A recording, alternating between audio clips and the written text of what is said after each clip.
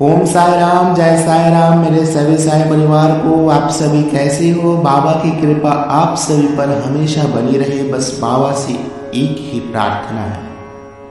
भक्तों, आज हम सब बाबा की ऊदी के चमत्कार के बारे में बात करेंगे, क्योंकि हमारे जीवन की एक ही दवा है, साई ऊदी। हम चाहते हैं हर घर साई ऊदी हो।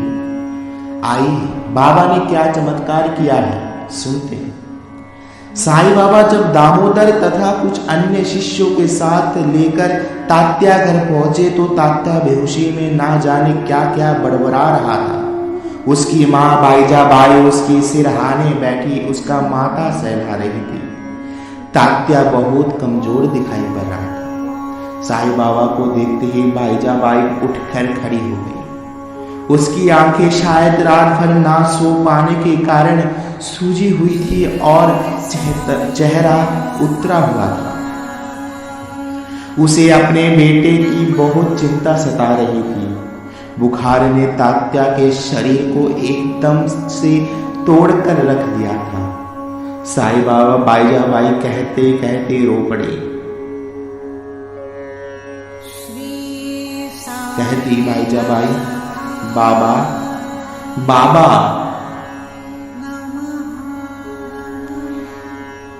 क्या बात है माँ, तुम रो क्यों रहे हो? साईं बाबा तात्या का पास जाकर बैठ गए। बाईजाबाई बोली, जब से आपके पास से आया है बुखार में भट्टी की तरह तप रहा है और बेहोशी में ना जाने ये क्या क्या उल्टा सीधा बड़बड़ा रहा है। साईं बाबा बोले, देखो जरा कैसे क्या हो गया है इसे। उन्होंने दुपट्टे की छोड़ में बंदी विभूति निकाली और तात्या के माथे पर मलने लगे। बाईजाबाई, दामोदर और साईं बाबा के अन्य शिष्य इस बात को बड़े ध्यान से देख रहे थे। तात्या के होंठ धीरे धीरे खुल रहे थे। वह कुछ बड़बड़ा सा रहा था। उसका स्वर इतना धीमा और अस्पष्ट था कि किसी की समझ में कुछ भी नहीं आ रहा था। साईं बाबा अचानक तात्या के होठों से निकला और उसने आंखें खोल दी। क्या हुआ तात्या?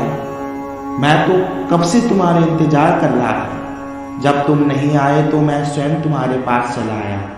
साईं बाबा ने स्नेह भरे स्वर से कहा। उनके होठों पर हल्की सी मुस्कान तैर रही थी। बाबा, मुझे ना जाने क्या हो गया है। आपके पास से आया और खाना खाकर सो गया। ऐसा सोया कि अब आंखें खुली। तात्या ने कहा, कल से तू बुरी तरह से बुखार में तप रहा है। बाईजाबाई अपने बेटे की ओर देखते हुए बोली, मैंने सारी रात तेरे सिरहाने बैठकर काटी। बुखार? मुझे बुखार कहाँ है? मेरा बदन तो बर्फ जैसा ठंडा है। इतना कहते हुए तात्या ने अपना दायां हाथ आगे बढ़ा दिया और फिर दूसरा हाथ दामोदर की ओर बढ़ाते हुए बोला, लो भाई, जरा तुम भी देखो, मुझे बुखार है क्या? बाईजाबाई और दामोदर ने तात्या का हाथ देखा। जब उसे जरा सा भी बुखार नहीं था, बाईजा ने जल्दी ने तात्या के माथे पर हथेली रखी। थोड़ी देर पहले उसका माथा गर्म तवे की तरह जल रहा था, पर अब तो बर्फ की भांति ठंडा था। बाईजा और दामोदर हैरत के साथ साईं बाबा की ओर देखने लगे। साईं बाबा मंद मंद मुस्कुरा रहे थे। बाईजाबाई यह चमत्कार देखकर हैरान रह गए। तभी साईं बाबा अचानक बोले, माँ, मुझे बहुत भूख लगी है, रोटी नहीं खिलाओगी?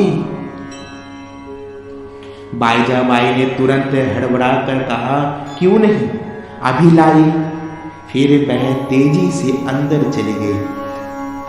थोड़ी देर में जब वह अंदर से आई तो उसके हाथ में थाली थी जिसमें कुछ रोटियां और दाल से भरा कटोरा था।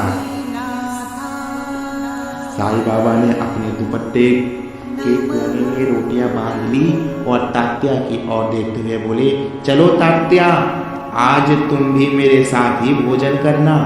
तात्या एकदम बिस्तर से उठकर खड़ा हो गया।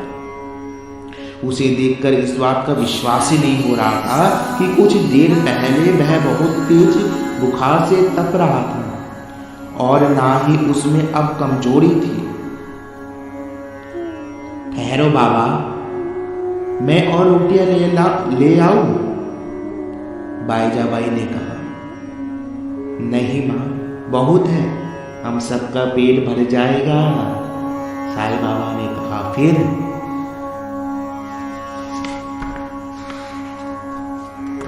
वह अपने शिष्य को साथ लेकर द्वारका माई मस्जिद की ओर चल दी।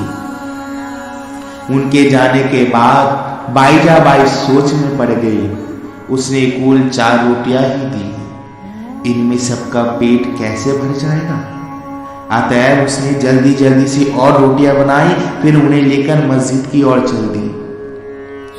जब वह रोटियां लेकर द्वारका माई मस्जिद पहुंची तो साईं बाबा सभी लोगों के साथ बैठे खाना खा रहे थे।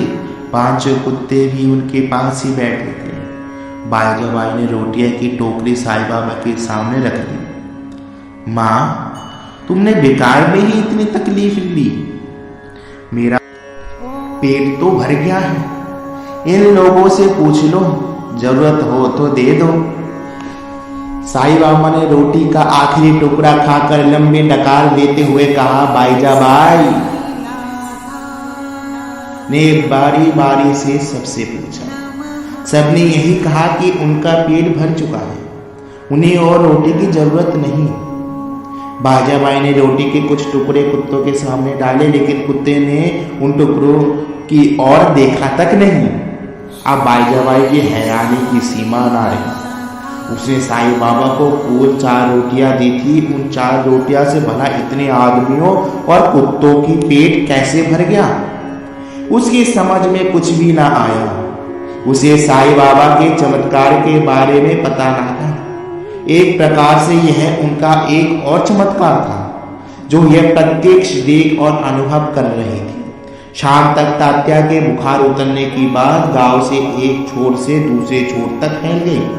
धूनी की विभूति माथे से लगाते ही तात्या का बुखार से आग जैसा जलता शरीर बर्फ जैसा ठंडा हो गया। एक व्यक्ति ने पंडित जी को बताया, अरे जा जा, ऐसे कैसे हो सकता है? बर्फ जैसा ठंडा पड़ गया, बुखार से तपता शरीर। सुबह दामोदर खुद तात्या को देखकर आया था। उसका शरीर भट्टी की तरह दहक रहा था। वह तो पिछली रात से ही बुखार के मारे बेहोश पड़ा था। बेहोशी में ना जाने क्या क्या उल्टा सीधा बड़बड़ा रहा था। इतना तेज बुखार और सन्नीपात चुटकी भर धोने की राख से छुमत-कर हो जाए तो फिर दुनिया ही ना बदल जाए, पंडित जी ने अविश्वास भरे स्वर में कहा। यह बात एकदम सच है पंडित जी, उस व्यक्ति ने कहा। और इससे भी ज्यादा हैरानी की बात यह है पंडित जी। पंडित जी ने पूछा, वह क्या?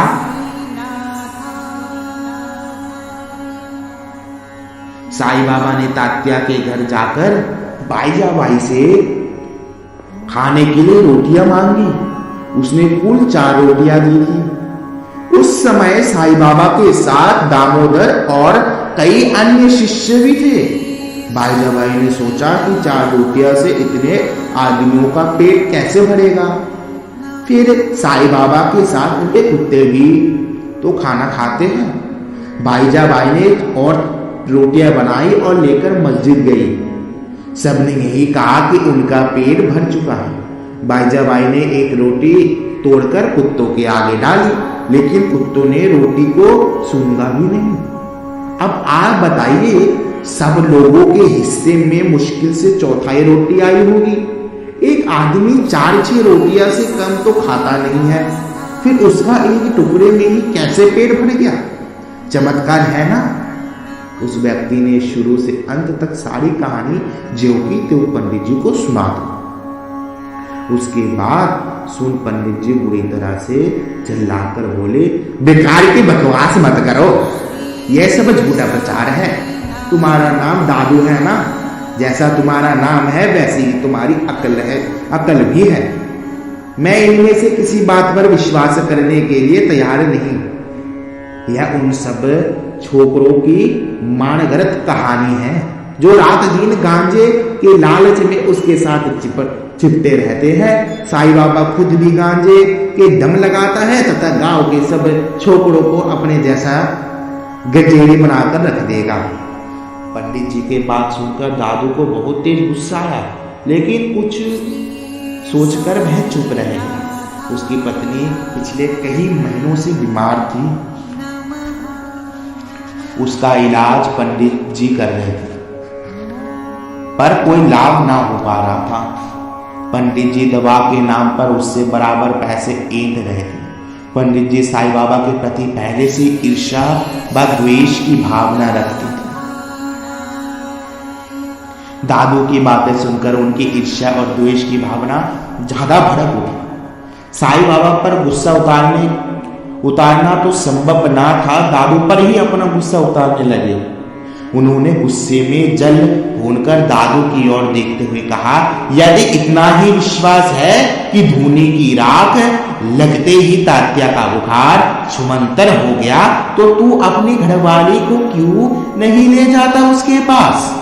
आज से वो ही तेरी घरवाली का इलाज करेगा। मैं आज से तेरी पत्नी का इलाज बंद करता हूं। जा अपने ढोंगी साईं बाबा के पास और धूनी की सारी राख लाकर मल दे अपनी घरवाली के सारे शरीर पर। बीबी में भट्टीजार हड्डियां बची हैं। धूनी की राख मलती ही बीमारी पल में छुमंतर हो जाएगा। जा भाग जा यहां से। ऐसा मत कहो पंडित जी, मैं गरीब आदमी हूं। दादू ने हाथ जोड़ते हुए पंडित जी से कहा। पर पंडित जी गुस्सा तो इस समय सातवें आसमान पर पहुंचा हुआ था। दादू ने बड़ी नम्रता से कहा, पंडित जी श्री साईं बाबा की प्रशंसा कहा कर रहा था। मैंने तो केवल सुनी हुई बात आपको बतलाई है। चुप कर, आज से तेरी घरवाली का इलाज वही करेगा। पंडित जी ने क्रोध से दांत भींचते हुए स्वर से कहा। दादू पंडित जी का गुस्सा देखकर हैरान था। साईं बाबा के नाम पर इतनी जिद। पंडित जी पर दादू की प्रार्थना का कोई प्रभाव न पड़ा, बल्कि दादू पर पंडित जी का गुस्सा बढ़ता ही चला जा रहा था। दादू का हाथ पकड़कर एक और को झटका देते हुए कहा, मैं जात का ब्रह्मांड एक बार ब्राह्मण एक बार जो कुछ कह देता हूं वह अटल होता है। मैंने जो कह दिया सो कह दिया, अब उसे पत्थर की लकीर समझो। नहीं पंडित जी, ऐसा मत कहिए। यदि मेरी घरवाली को कुछ हो गया तो मैं जीते जी मर जाऊंगा। मेरी हालत पर तरस खाइए, मेहरबानी करके ऐसा बात मत कीजिए। मैं बड़ा गरीब आदमी हूं। दादू ने गिड़गिड़ा कर हाथ जोड़ते हुए कहा। बाहर चबूतरे पर मौजूद अन्य लोगों ने भी दादू की सिफारिश की, लेकिन पंडित जी जरा सा भी टस से मस ना हुए। गुस्से में भड़कर बोले, मेरी मिन्नत करने की कोई आवश्यकता नहीं है। जा चला जा अपने साईं बाबा के पास, उन्हीं से ले आ चुटकी भर धूनी की राख। उसे अपनी आंधी मां की आंखों में डाल दे, दिखाई देने लगेगा। उसे मल देना अपनी आपाहिज बहन के हाथ पैरों पर, वह दौड़ने लगेगी। अपनी घरवाली को भी लगा देना, रोक छुमंतर हो जाएगा। जा भाग यहां से, खबरदार जो फिर कभी मेरे चबूतरे पर पांव भी रखा तो हाथ पैर तोड़ रख दूंगा। जिस बुरी तरह से पंडित जी ने दादू को लताड़ा था, उससे उसकी आंखों में आंसू भराए, पैर फूट फूट कर रोने लगा। लेकिन पंडित जी पर इसका जरा सा भी प्रभाव न पड़ा। हार कर दादू दुखी मन से अपने घर लौट गए। ओम साईराम भक्तों, इसकी आगे और भी दिलचस्पी दादू के साथ एक बहुत जबरदस्त चमत्कार हुआ। इसको मैं नेक्स्ट एपिसोड में सुनाऊंगा। लाइक शेयर कमेंट और सब्सक्राइब मत करना भूलिएगा। ओम साई राम, जय साई राम।